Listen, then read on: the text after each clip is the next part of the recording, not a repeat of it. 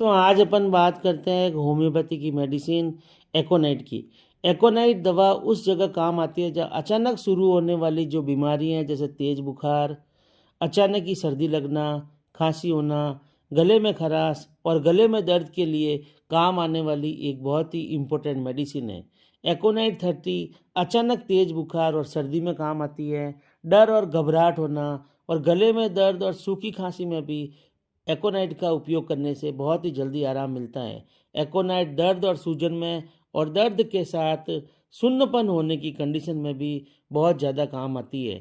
एकोनाइट नसों के दर्द में, शरीर में झुनझुनी या ठंडक के कारण सुन्नता महसूस होने में भी बहुत ही ज़्यादा उपयोगी है। Thank you.